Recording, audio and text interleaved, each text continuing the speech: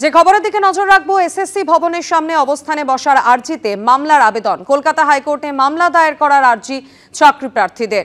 গত শনিবার এসএসসির একাদশ দ্বাদশের শিক্ষক নিয়োগের তালিকা প্রকাশিত হয়। ভেরিফিকেশনের জন্য কল না পাওয়ায় পুরনো চাকরি প্রার্থীরা, যোগ্য চাকরিহারা শিক্ষকরা যেমন আন্দোলন চালিয়ে যাচ্ছিলেন, পাশাপাশি নতুন চাকরি প্রার্থীরা তারাও একাধিক অভিযোগ সামনে এনেছিলেন। আর এবার এসএসসি ভবনের সামনে ধর্নায় বসতে চেয়ে আবেদন কলকাতা হাইকোর্টে।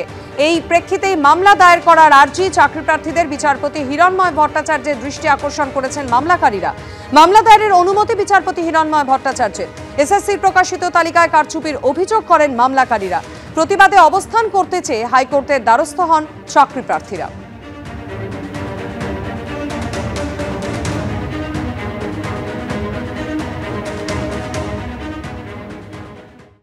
সন্ত্রাসী বিস্ফোরণের ঘটনায় দিল্লি ও কাশ্মীরে একযোগে চলল তল্লাশি। একদিকে কাশ্মীরের শ্রী মহারাজা গোলাপ সিং হাসপাতালে আসেন তদন্তকারী আধিকারিকেরা, অন্যদিকে ফরিদাবাদের আল ফালাহ বিশ্ববিদ্যালয়ে পৌঁছায় ইডির অফিসাররা। আর্থিক লেনদেনের বিষয়টি তদন্ত করে দেখার পর আল ফালাহ চ্যারিটেবল ট্রাস্টের প্রতিষ্ঠাতা জাভেদ আহমেদ সিদ্দিকীকে গ্রেপ্তার করা হয়।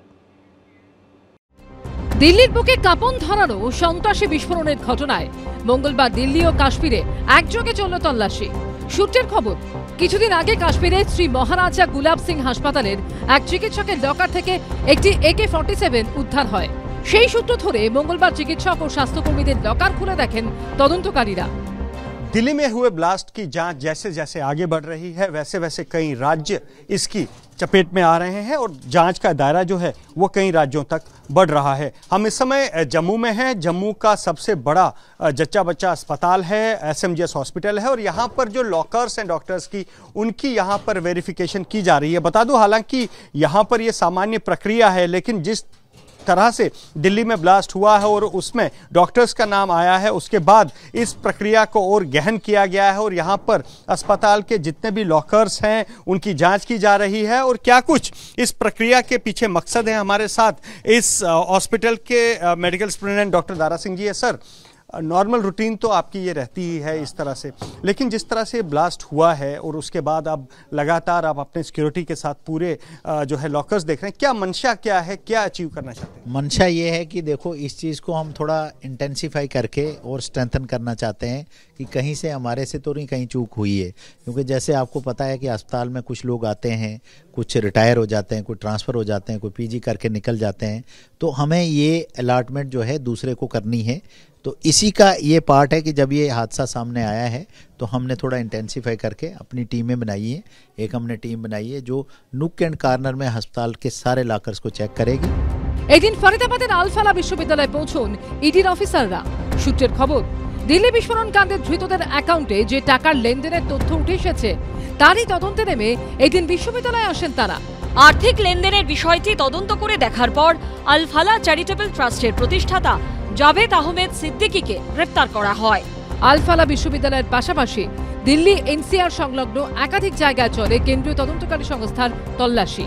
অন্যদিকে দিল্লি বিস্ফোরণের তদন্তে নেমে আগেই আবু উকাসা, নিসার, হানজুল্লাহ নামে 3 পাক হ্যান্ডলারদের নাম পেয়েছিল তদন্তকারীরা।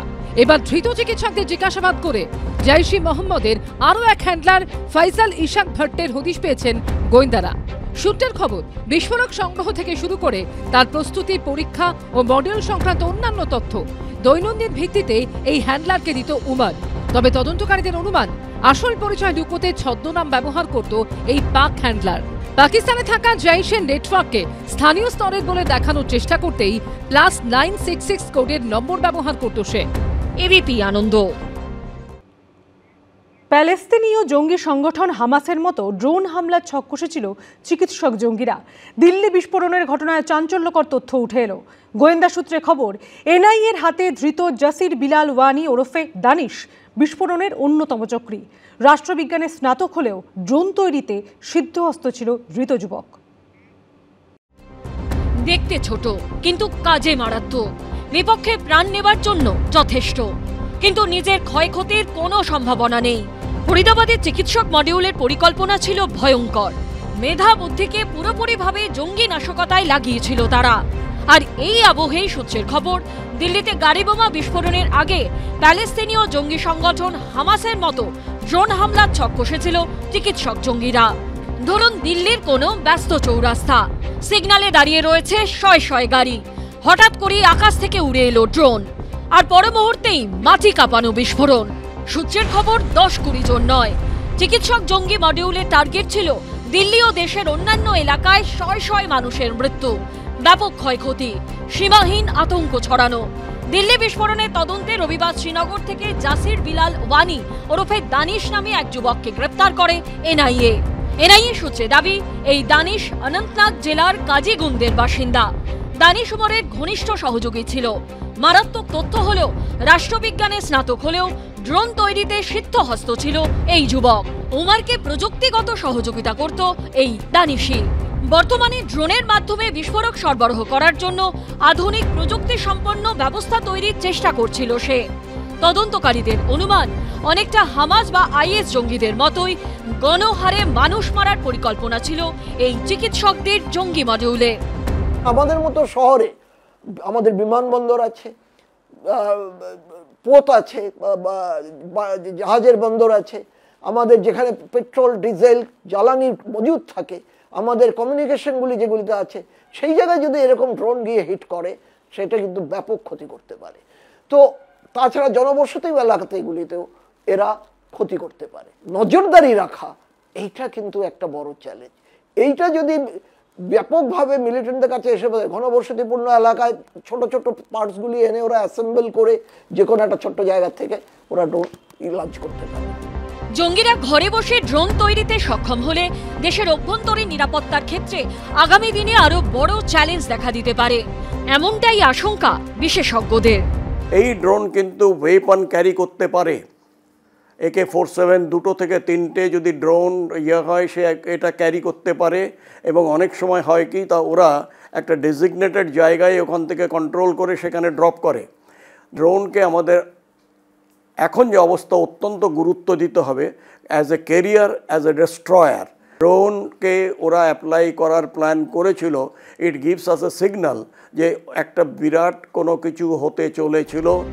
পাকিস্তান সীমান্তে পাক সেনা কিংবা জঙ্গিরা অনেক সময় ড্রোনের মাধ্যমে নজরদারি কিংবা হামলা চালানোর চেষ্টা করে, কিন্তু ভারতীয় সেনা বা বিএসএফ তা প্রতিহত করে, ড্রোন ধ্বংসও করে। বহু সময় ড্রোনের মাধ্যমে অস্ত্র কিংবা মাদকও ভারতে পাঠানোর চেষ্টা হয়, কিন্তু ঘরের মধ্যে বসে থাকা জঙ্গিরা যদি ড্রোনের মাধ্যমে হামলা ঘটাতে সক্ষম হয় তাহলে তার পরিণতি ভয়ঙ্কর হতে পারে। হিন্দুল দে ও প্রকাশ সিনহার রিপোর্ট, এবিপি আনন্দ। এবিপি আনন্দ, এগিয়ে থাকে, এগিয়ে রাখে।